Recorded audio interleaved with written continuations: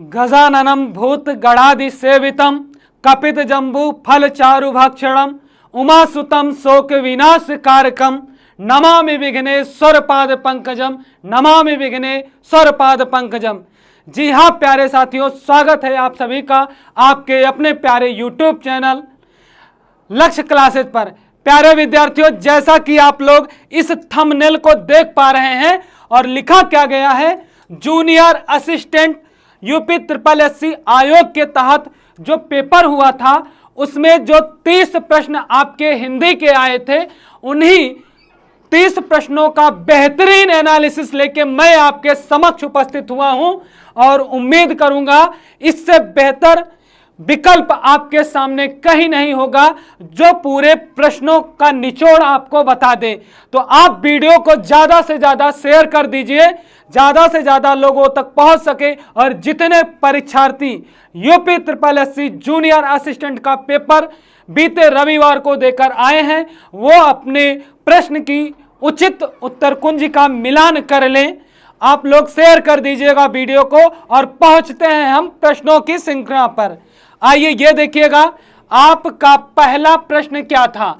आपका भैया पहला प्रश्न था, पढ़िएगा और पढ़कर उत्तर दीजिएगा। लिखा गया था उष्ट्र शब्द तत्सम शब्द है और तो गायक शब्द है। 4 विकल्प आपके समक्ष रखे जाने थे, लेकिन विकल्प कितने हैं? इस बार आयोग ने बदलाव किया, 5 विकल्प आपको दिया और हर विकल्प क्या है? उपर्युक्त में से कोई नहीं। सारे 30 के 30 प्रश्नों में यह चीजें आयोग ने ले आके रख दिया है।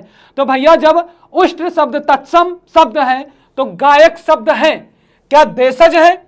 आप बताइए, क्या गायक शब्द देशज हो सकता है या क्या हो सकता है? तद्भव होगा या विदेशी होगा या तत्सम होगा या उपर्युक्त में से कोई नहीं? जल्दी से कमेंट बॉक्स में उत्तर दीजिएगा। मैं बताऊं, यहां पे उष्ट्र जो लिखा है ये भैया ऊंट इसका तद्भव होगा।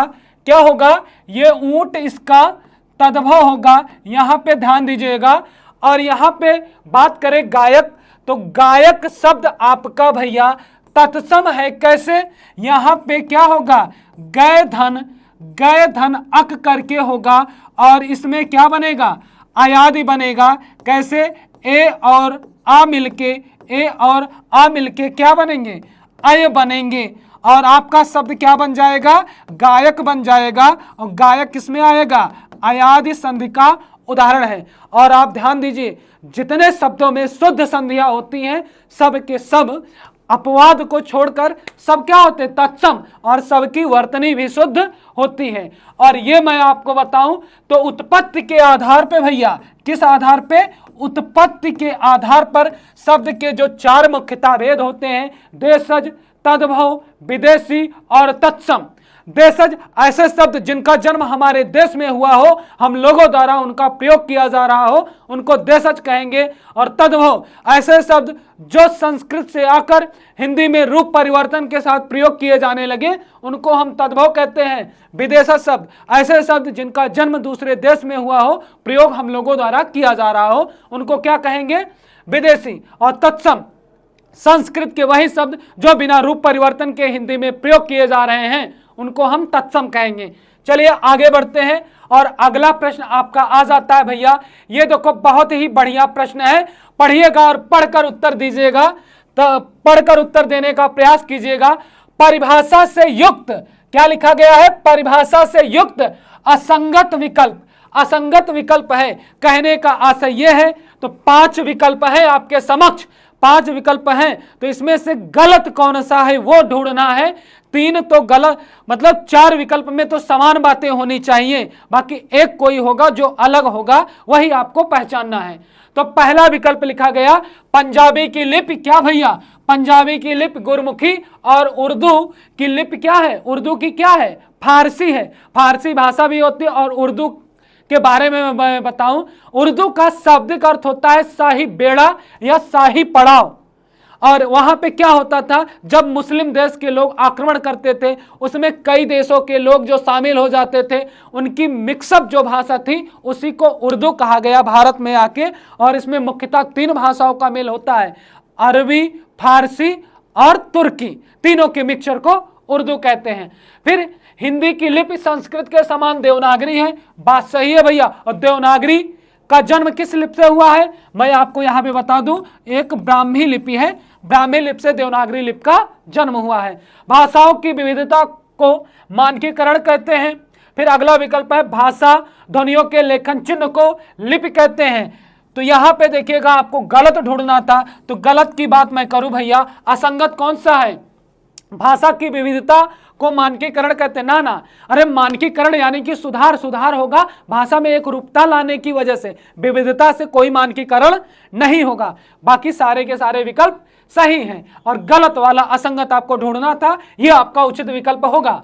चले आगे बढ़े और अगला प्रश्न आ गया भैया, ये देखो एकदम बहुत ही बढ़िया प्रश्न पूछा आयोग ने। और पूछा क्या, लिखा क्या है, छोटा बच्चा भी होता जवाब दे देता कि हंसना शब्द में चंद्र बिंदु का प्रयोग होता है। तो इसमें चंद्र बिंदु है, यानी कि चंद्र बिंदु को नाम क्या दिया गया है ये आपको बताना है। क्या निर्नुनासिक कहेंगे या अनुनासिक कहेंगे या अयोगवाह कहेंगे या नासिक के कहेंगे या उपर्युक्त में से कोई नाम नहीं दिया जा सकता। आप बताइएगा क्या होगा भैया। तो देखिएगा निर्नुनासिक का मतलब क्या होता है मेरे प्यारे साथी, ये होता है भैया मौखिक। अरे जिन वर्णों के उच्चारण में सिर्फ मुख ही क्रियाशील हो, नाक से हवा ही न निकले, उसे क्या कहते हैं, निर्नुनासिक। और यह शुद्ध वर्तनी भी है, निरानुनासिक नहीं होता, निर्नुनासिक ही होगा। और अनुनासिक, अनुनासिक का आशय क्या होता है, अनुनासिक का आशय यह होता है कि नाक और मुख दोनों से हवा निकले, लेकिन नाक की अपेक्षा मुख ज्यादा क्रियाशील हो, उसे अनुनासिक कहेंगे। और आपका उत्तर भी यही सही होगा। और अयोगवाह किसे कहते हैं, ऐसी ध्वनि जो छोटे आ के सहारे से उच्चारित की जाए, जिसको पंडित किशोरीदास वाजपेयी जी ने स्वर की सहायता से उच्चारित किया जाने वाला व्यंजन कहा है, उनको अयोगवाह कहेंगे। और परिभाषा इस शब्द के अनुसार बोले तो ऐसे वर्ण जो बिना किसी का सहारा लिए बिना वहन नहीं किए जा सकते, या ढोए नहीं जा सकते, या बोले नहीं जा सकते, या उच्चारित नहीं किए जा सकते, उनको अयोगवाह कहते हैं। संख्या इनकी दो है, क्या है भैया, अंक है और क्या है, आहा है। अंक है और आहा है, अंक है और आहा है भैया, ध्यान दीजिएगा यहां पे। फिर आगे नासिक के, अरे जिन ध्वनियों को सिर्फ नाक का सहारा लेके उच्चारित करें उनको क्या कहते हैं, नासिक के कहते हैं। आगे बढ़ जाऊं आगे और अंक के बारे में बताऊं, इसको क्या कहा जाता है, अनुस्वार कहा जाता है। और इसको क्या कहते हैं, विसर्ग कहते हैं। बात समझ में आई। चलिए आगे बढ़ते हैं और अगला प्रश्न आपका आ जाता भैया, ये तो पर्यायवाची वाले कॉलम से है। अब कोई भी बच्चा बता दे लक्ष्य क्लासेस का, जब मैंने पर्यायवाची पढ़ाया था उसको ना पढ़ाया हो, सब पढ़ाया है, आप नोट्स में जाके चेक कर लीजिएगा। भैया यहाँ पे दिया क्या गया है, दिया गया है एला, पर्यंक और मसक शब्दों का सही तद्भव विकल्प होगा। कहने का आशय ये, ऐसे विकल्प का चयन करना है जिसमें एला का तद्भव उसके क्रम में हो, पर्यंक का तद्भव उसके क्रम में हो और मसक का तद्भव उसके क्रम में हो। ये बताओ क्या एला का मतलब मसाला होगा, नहीं होगा। लेकिन पर्यंक का पलंग तो होता है, मसक का मच्छर होता है। विकल्प हमें ढूंढना है तीनों में समानता मिले। तो इलायची, पलंग और मक्खी, एला का मतलब क्या होता है, इलायची होगा, पलंग होगा और मक्खी होगा। बाकी यहां पे से विकल्प भी नहीं होगा, क्योंकि यहां पे देखिएगा, यहां पे सॉरी ये बी वाला नहीं होगा, थोड़ी सी मिस्टेक हो गई, सी वाला होगा, इलायची, पलंग और मच्छर। मसक माने मक्खी नहीं होता, मसक माने मक्खी नहीं होता, मच्छर होता है। और मसक के अलावा मच्छर को मत्सर भी कहते हैं, मच्छर को मत्सर भी कहते हैं। आज, पर्यंत और मक्खी ये नहीं होगा। आज को तत्सम में आद्य कहते हैं, क्या कहते हैं, आद्य कहेंगे, क्या कहेंगे, आद्य कहेंगे। बात समझ में आई। वीडियो को ज्यादा से ज्यादा शेयर कर दीजिए और चलते हैं, आगे बढ़ते हैं। ये पांचवा प्रश्न आ गया, बहुत ही लाजवाब प्रश्न है और उत्तर की कामना मैं करूंगा आपसे।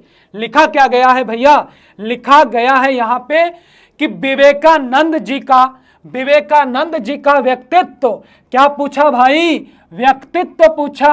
और क्या पूछा, व्यक्तित्व पूछा।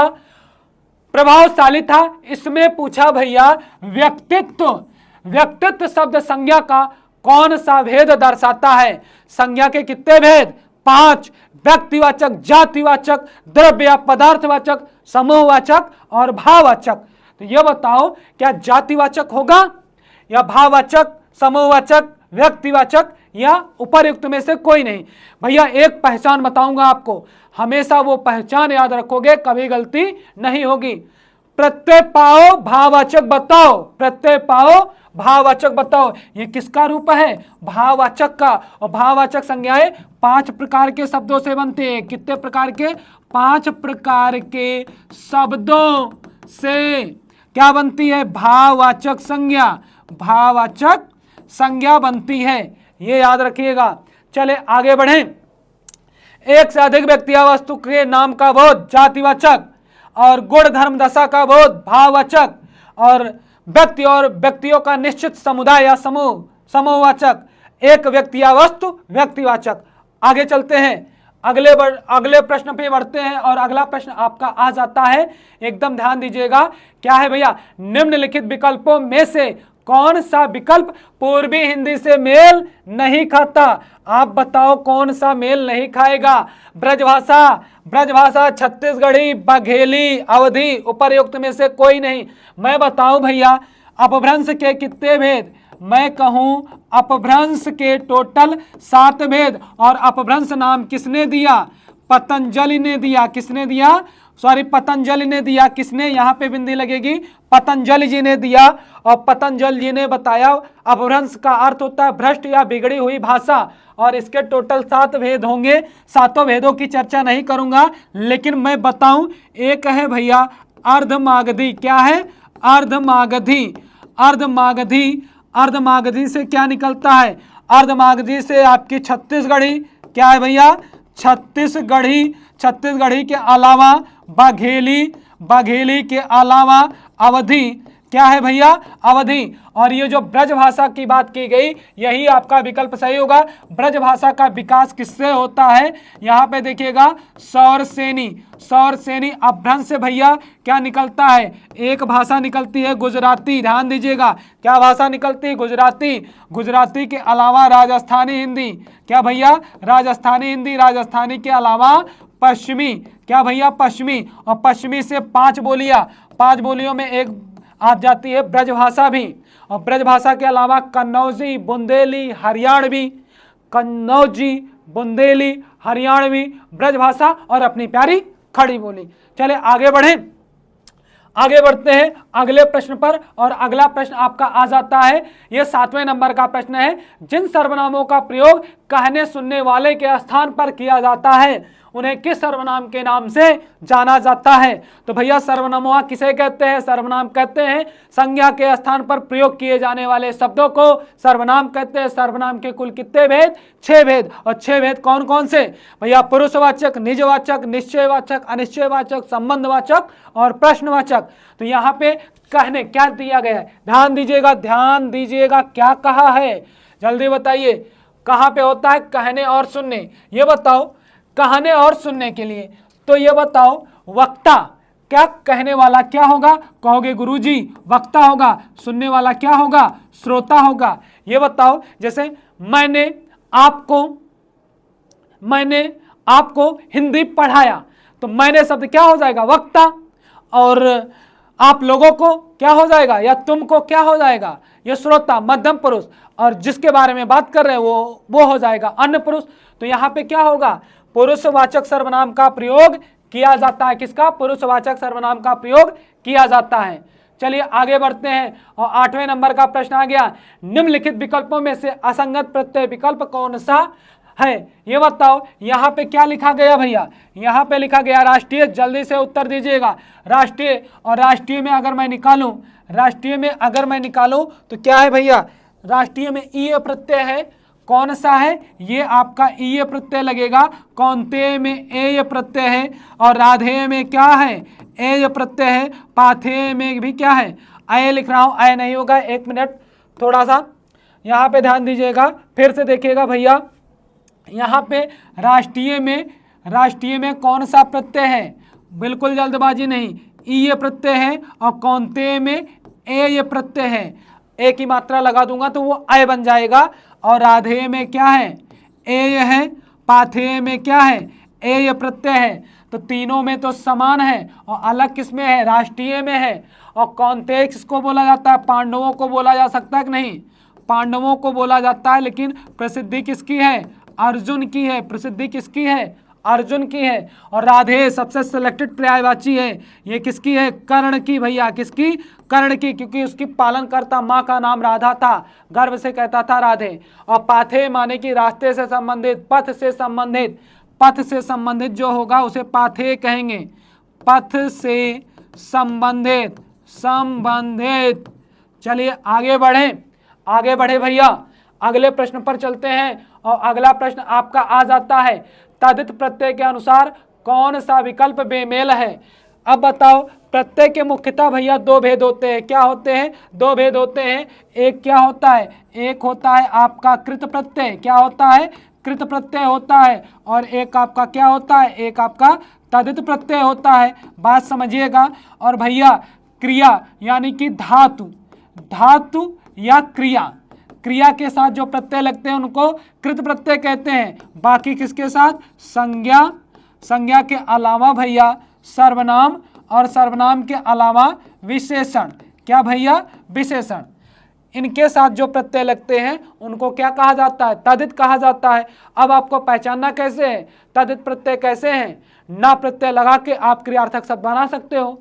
ये बताओ, मोटा, मोटापा में मोटापा, बुढ़ापा, बहनापा, सब में आपा प्रत्यय मिल रहा है, किसमें, आपा प्रत्यय मिल रहा है भैया। सुंदरता, मानवता, दुर्बलता, सब में ता प्रत्यय मिल रहा है। अब आगे देखिएगा, सर्दी, गर्मी, गरीबी, सब में बड़ी ई की मात्रा प्रत्यय के रूप में जुड़ी है। सुनार, लुहार और कुम्हार, सब में आर प्रत्यय है। तो ये बताओ सभी के सभी तदित क्यों है, क्योंकि सब क्रिया नहीं है, सब क्रियावाचक शब्द नहीं है, कोई संज्ञा है, सर्वनाम, विशेषण। और यहाँ पे बात करें तो यहाँ पे संज्ञा शब्द ही है, संज्ञा और विशेषण शब्द ही है, सर्वनाम का तो कहीं पे प्रयोग नहीं किया गया। बाकी इसमें प्रत्यय लगेगा तो वो तदित ही कहलाएंगे। और इसमें कौन सा ई विकल्प आपका सही होगा, ई विकल्प आपका सही होगा। चलिए आगे बढ़ते हैं अगले प्रश्न पर। और 10वां प्रश्न आ गया भैया, मृदु का विलोम कटु तो हर्ष का विलोम, एकदम इजी है, इसमें क्या सोचना है भाई। तो ये बताओ, मृदु का विलोम क्या है, कटु तो हर्ष का विलोम। आप भैया स्वर के भेद पढ़ते हो ना, स्वर के भेद, तो स्वर में क्या होता है, उच्चारण या मात्रा के आधार पर स्वर के भेद, हर्ष, दीर्घ और प्लुत। तो हर्ष का विलोम क्या होगा, दीर्घ होगा, क्या होगा, दीर्घ होगा। और लघु का विलोम क्या होगा, गुरु होगा। और रुदन का विलोम क्या होगा, हास होगा, रुदन का विलोम हास होगा। बात समझ में आई। चले आगे बढ़ते हैं, अगला प्रश्न आपका आ जाता है भैया, लिखा क्या गया है, एकदम इत्मीनान से पढ़िएगा, उत्तर दीजिएगा। ये तो लोकोक्ति वाला कॉलम है। कौओं के कोसे ढोर नहीं मरते, कौओं के कोसे ढोर नहीं मरते। अब बात ये जानिए, लोकोक्त और मुहावरे में जिन शब्दों का प्रयोग किया गया रहेगा, अगर वही शब्द आपके ऑप्शन में आते हैं तो वो 100% नहीं होंगे। तो पक्षियों से ढोर का नहीं मरना, तो इसको तो आप कैंसिल कर सकते हो। बुरा सदैव बुरा ही रहता है, अच्छा नहीं होता, ये भी नहीं होगा। और आगे, बुरे की बुराई से अच्छे को हानि ना होना, ये भी विकल्प आपका पूर्णतः सत्य होगा। बाकी यहाँ पे काले लोगों के कारनामे से सफ़ेद को हानि का ना होना, ये नहीं होगा, ये भी गलत है, ये भी नहीं होगा। सी बी वाला विकल्प आपका पूर्णतः सत्य होगा। चले आगे बढ़े भैया, आगे आपका आ गया 12वां, एकदम इजी प्रश्न है, एकदम सरल प्रश्न है, बिल्कुल कोई विचार नहीं करना। ये क्या है भैया, लिखा क्या गया है, लिखा गया है तत्सम शब्द खटवा। तत्सम शब्द क्या है, तत्सम शब्द आपका लिखा गया खटवा का तद्भव क्या होगा, खाट होगा, खटारा होगा, खोटा होगा या खटमल होगा। क्या होगा भाई, खाट होगा, क्या होगा, खाट होगा। और खाट की पर्यायवाची चारपाई भी होता है। चले आगे बढ़े भैया, आगे बढ़ते, इसमें कुछ बताने लायक कुछ है नहीं। आगे आप पहले तो जानिएगा शब्द शक्ति कहते किसे हैं। पहली बात तो भैया ध्यान दीजिएगा, यहाँ पे शब्द शक्ति किसे कहते हैं, ये गौर करने वाली बात है, ध्यान देने योग्य बात है भैया। जो बतिया हम लोग बोलते हैं या आपस में करते हैं, इन्हीं बातों के तरीकों में जो शब्द आते हैं उनमें सबसे शक्तिशाली शब्द का जो अर्थ निकलता है उसी को शब्द शक्ति कहते हैं। जैसे मैं सरल शब्दों में समझाऊं तो शब्द शक्ति के भैया, शब्द शक्ति के यहां पे गौर कीजिएगा और समझिएगा। तो यहां पे हम लिखेंगे शब्द शक्ति, तो ये देखिएगा आपका क्या हो गया, शब्द शक्ति। शब्द शक्ति में भैया 3 भेद होते हैं, इसके कितने होते हैं, 3। एक होता है अविधा, क्या होता है, यहाँ पे अविधा लिखा है, ये अविधा यानी कि वास्तविकता की जो बात करें, वास्तविकता। और दूसरा होता है भैया लक्षणा, क्या होता है, लक्षणा। और तीसरा क्या होता है, व्यंजना। अब यहाँ पे समझने योग्य बात है, जहां पे वास्तविकता की बात की जाएगी वहां पे अविधा शब्द शक्ति होगी। जैसे मैं बोलूं, जैसे मैं यहाँ पे बोलूं और बोलूं क्या, वो ध्यान दीजिएगा। मैं बोलूं मोहन, मैंने बोला मोहन लड़का है, तो यहाँ पे है ना वास्तविकता, मोहन लड़का है, वास्तव में लड़का है।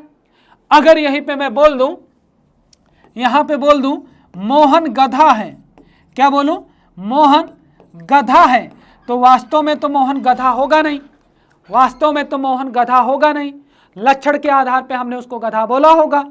फिर आगे व्यंजना क्या है, कूट भाषा में जो बातें की जाती हैं, कूट भाषा यानी कि 2 व्यक्ति बात करें और तीसरा उसके अर्थ से अलग अर्थ कल्पित कर ले, वहां पे व्यंजना हो जाता है, वहां पे क्या हो जाता है, व्यंजना हो जाता है।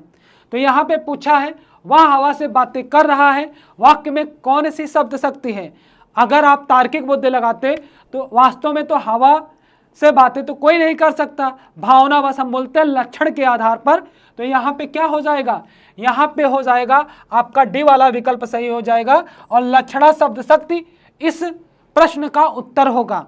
बात समझ में आई। चलिए आगे बढ़ते हैं अगले प्रश्न पर। अगला प्रश्न आ गया भैया 14 नंबर का प्रश्न है, बिल्कुल ही सरल प्रश्न है और उत्तर दीजिएगा आप, उत्तर दीजिएगा और जितना प्रश्न सही होगा समझ लो कि जूनियर असिस्टेंट का अगर आप पेपर जो दिए होंगे उनका उतना नंबर बढ़ेगा और जो नहीं दिए हैं अगर वो देने जाते तो समझ लो उनके उतने प्रश्न के उत्तर सही होते। यहाँ पे लिखा क्या गया, अशुद्ध वाक्य, यानी कि आपके 5 विकल्प हैं, पांचों में से ये ढूंढना है कि अशुद्ध वाक्य है, मुझे आपका काम अच्छा लगा, ये तो सही है, ये क्या है, ये तो सही है। रमेश की तो अक्ल मारी गई है, मुझे हिंदी आती है, ये भी सही है। और आपको ढूंढना क्या है, अशुद्ध, आकाश में झंडा लहरा रहा है, ये भी सही है। और उपयुक्त में से कोई नहीं, ऐसी कोई बात नहीं होगी क्योंकि यहाँ पे एक छोटी सी मिस्टेक है।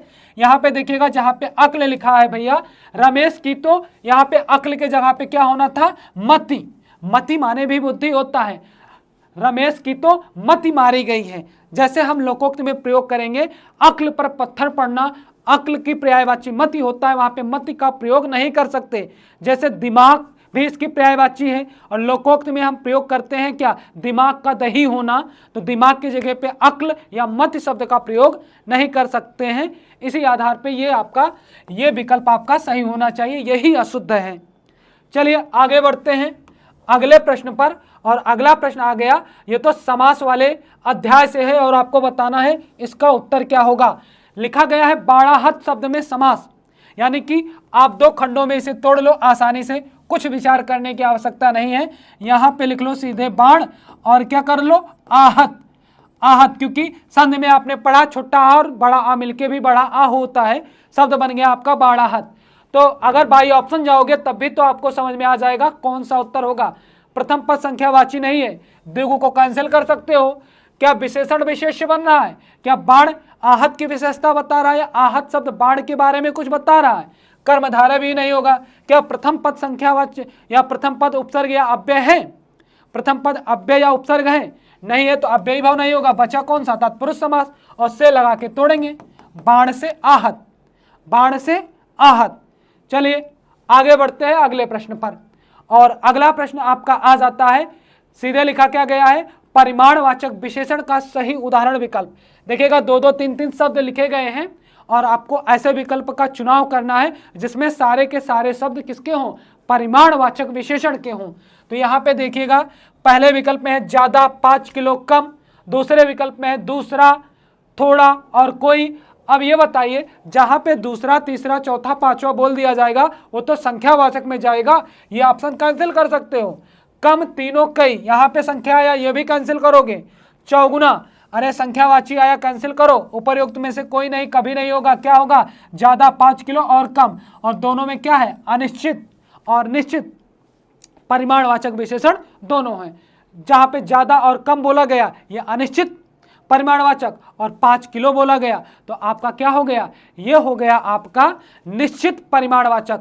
ये जानिए, संख्या के साथ अगर परिमाणवाचक कोई शब्द लगा हुआ पाओगे तो वहां पे परिमाणवाचक विशेषण ही होगा। चलिए आगे बढ़ते हैं, और अगला प्रश्न आपका आ जाता है भैया, क्या निम्नलिखित में से अशुद्ध शब्द है? अब यहाँ पे तो संशय में पढ़ सकते हो, कुछ लोग गलती भी किए हैं। भैया देखो, अगर भाई ऑप्शन में हम चलते हैं तो क्या होगा? यहाँ पे देखिएगा क्या होगा, अभ्यर्थी पे अगर चर्चा करें तो आपकी संधि के नियम के अनुसार क्या होगा?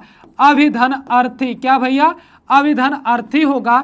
यहां से अगर हम छोटी ई को उठाएंगे, यहां से छोटा आ को लेंगे तो भैया यह बन जाएगा।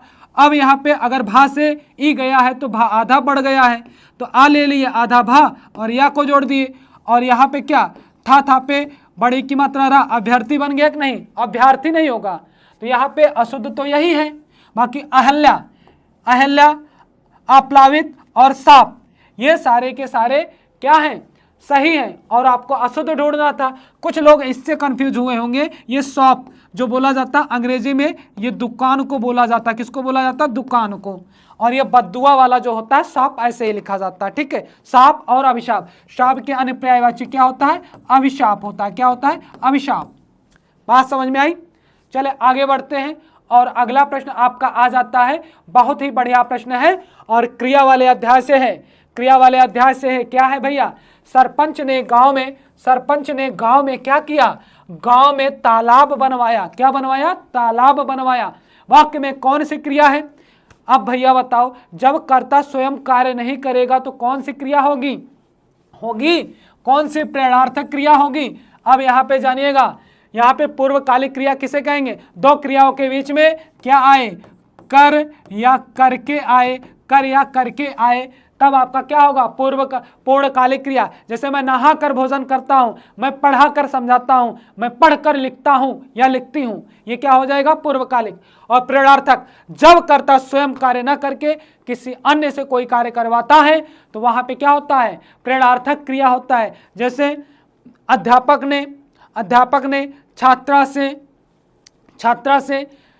छात्रा से हिंदी पढ़वाया, तो यहाँ पे अध्यापक हो जाएगा प्रेरक, और प्रेरित क्या हो जाएगा? छात्रा।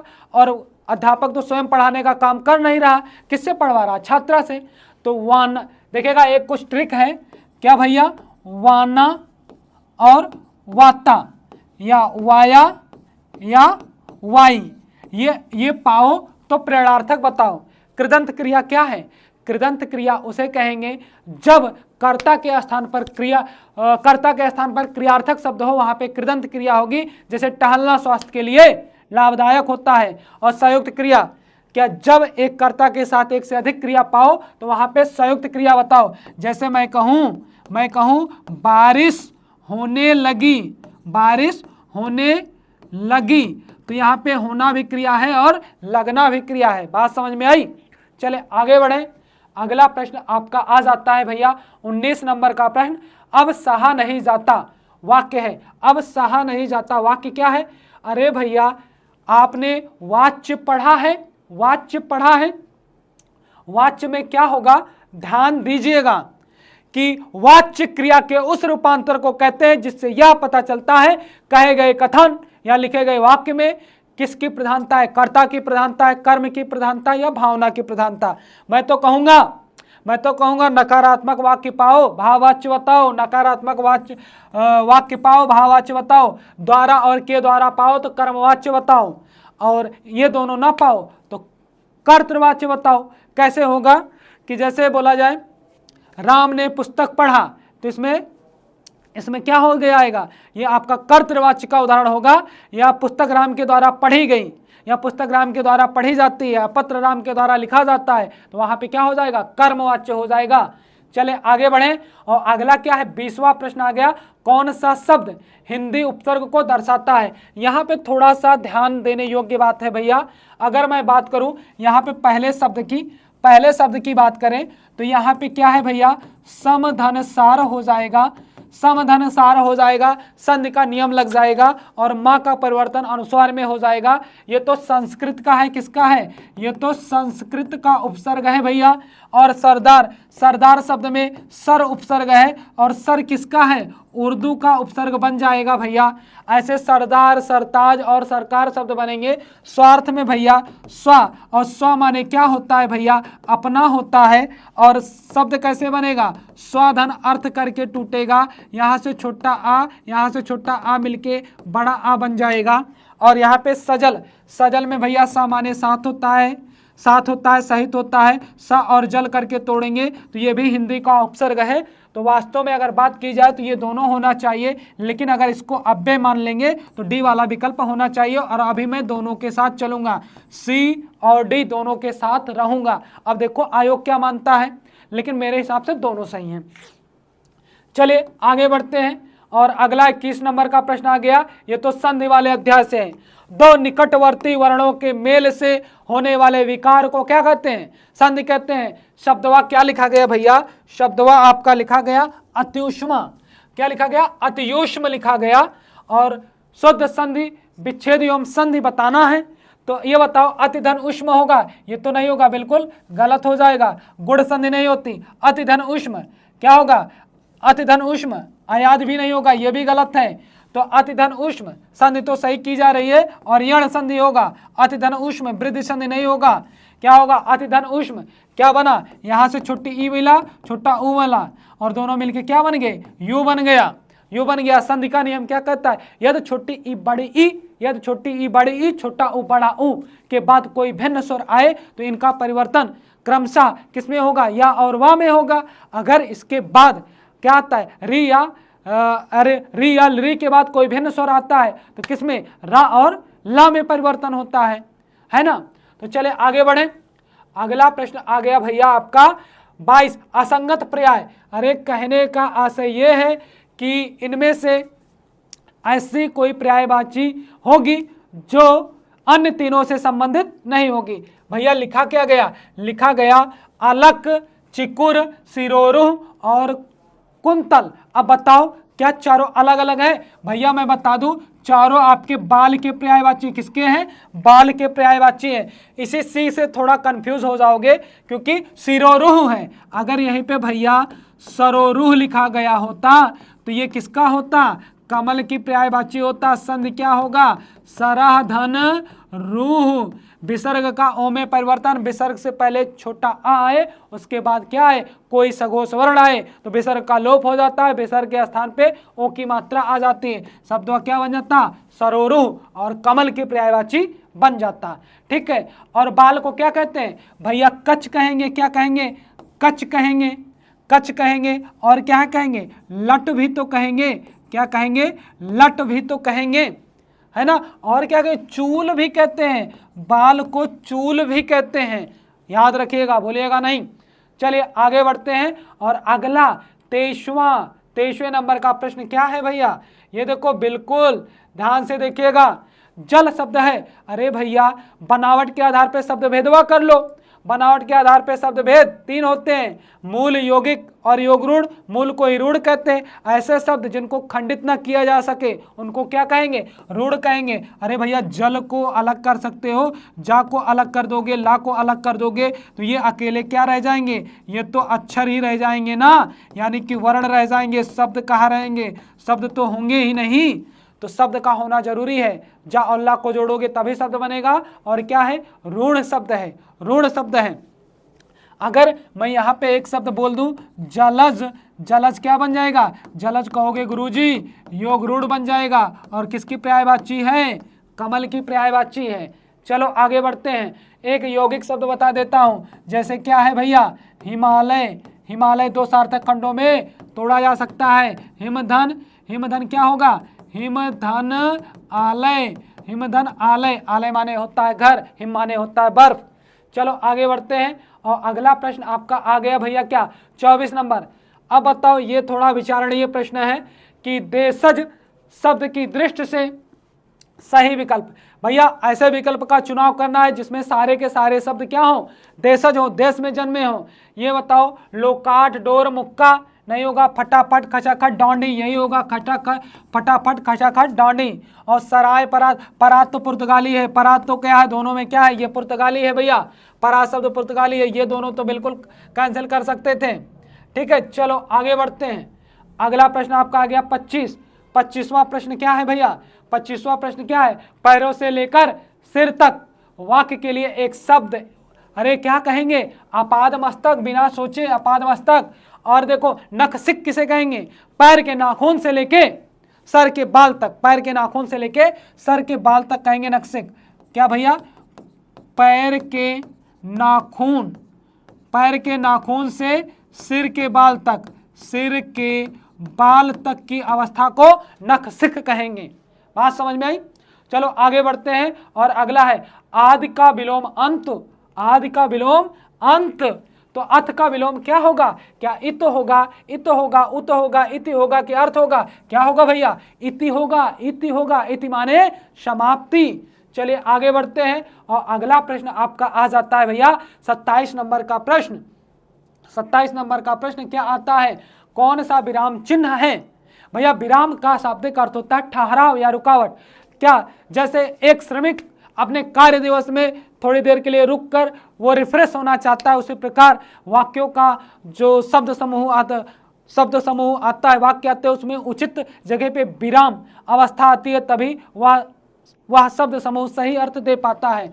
तो क्या होगा ये भैया, अब कौन सा विराम चिन्ह है, यहाँ पे थोड़ा सा मिस्टेक हो गई, ये बनाया नहीं है, ये आपका ये होना था यहाँ पे, हाँ गौर कीजिएगा, ये चिन्ह है, इसी को आपको बताना था। तो भैया क्या होगा, क्या लाघव होगा, लाघव चिन्हवा तो ये होता है, लाघव चिन्ह ये होगा, और तुल्यता यानी कि बराबर का चिन्ह होता है, और लोप वाला तो ये होता है, ये डॉट डॉट वाला, तो ये क्या होगा, इतिश्री होगा। क्या होगा भैया, इतिश्री होगा। ये चिन्ह पहले से नहीं बना था, इसी विराम चिन्ह के बारे में एग्जामिनर ने पूछा है। चलिए आगे बढ़ते हैं और अगला प्रश्न आ जाता है 28 नंबर का प्रश्न। भैया शब्द शक्ति के भेद कितने होते हैं, अभी मैंने पहले ही बताया कितने होते हैं भैया, मैंने बताया ना 3। कितने होते हैं, 3। और 3 कौन कौन से कहोगे गुरुजी, आपने बताया अभिधा यानी कि वाचक, और क्या भैया लक्षणा, क्या भैया लक्षणा, उसके बाद क्या व्यंजना। बात समझ में आई। चले आगे बढ़ें और अगला है अभ्यागत का पर्याय नहीं है। कहने का आशय ये है मेरे प्यारे साथियों, कहने का आशय ये है कि अभ्यागत का पर्याय नहीं है। अभ्यागत 3 तो उसके पर्यायवाची होंगे और कोई एक होगा, नहीं होगा। और 5वां विकल्प भी दिया है संशय में डालने के लिए। तो क्या आतिथ्य, मेहमान, पाहुन, आगंतुक, ये तो तीनों हैं, लेकिन आतिथ्य नहीं होगा। क्या, आतिथ्य नहीं होगा। आतिथ्य का मतलब जैसे मेजबान, मेहमानों का सत्कार करने वाले, आप कह सकते हो ना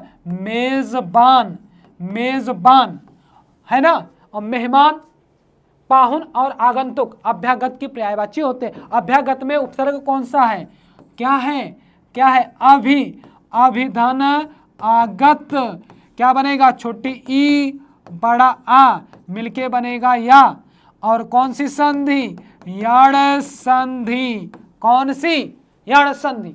चले आगे बढ़े, आगे है भैया, इसको कौन नहीं बता पाएगा, इसको तो सब बता देंगे भैया। मूक का विलोम बताना है। मूक का विलोम शब्द क्या होगा, क्या गूंगा होगा, वाचाल होगा। क्या होगा, वाचाल होगा। मूक माने चुप, वाचाल माने बोलने वाला, वाचाल माने बोलने वाला। और अमुक माने क्या होता है, अमुक माने होता है सामने, अमुक माने क्या होता है, सामने। ये एथेंटिक आंसर की आप लोगों के समक्ष मैंने प्रस्तुत की, और ये जो एनालिसिस था पेपर का कैसा था ये आप भी कमेंट माध्यम से बताइएगा और वीडियो को ज़्यादा से ज़्यादा शेयर कीजिएगा, क्योंकि ज़्यादा से ज़्यादा लोग इस वीडियो को देख सकें और अपने उत्तर का मिलान कर सकें। तो कुछ बातें मैं आपसे कहना चाहूँगा। ना किसी हमदम ना हम नसी से निकलेगा, ना किसी हमदम ना हम नसी से निकलेगा, ये हमारे पाँव का कांटा है, ये हमारे पाँव का कांटा है, ये तो हम ही से निकलेगा, ये हमारे पाँव का कांटा है, ये तो हम ही से निकलेगा। यानी कि अगर हमें सफलता पाना है तो खुद पढ़ना है, खुद लड़ना है और खुद सुधार करना है, तभी हम सफल हो पाएंगे। क्योंकि पेपर देने एग्ज़ाम सेंटर में हम जाते हैं, हमारी नोट्स, हमारी किताबें, हमारे गुरुजन नहीं जाते। तो अंत में यही निवेदन करूंगा, वीडियो को आग की तरह फैला दो, आग की तरह फैला दो, जैसे ये वीडियो देखने के बाद लोग लक्ष्य क्लासेस से जुड़कर अपने उज्जवल भविष्य की जो कामना उनकी है उसे वो पूर्ण कर सके। इसी के साथ अपनी वाणी को विराम दूंगा और शुभकामनाएं होंगी सभी जूनियर असिस्टेंट पेपर देने वाले, सफल होने वाले परीक्षार्थियों के लिए जिनके अच्छे नंबर होंगे। ऊपर वाला करे उनको जल्दी सफलता मिले, जल्दी टाइपिंग वगैरह की डेट आए और वो टाइपिंग वगैरह करके अपनी नौकरी को ज्वाइन करें। जय हिंद, जय भारत।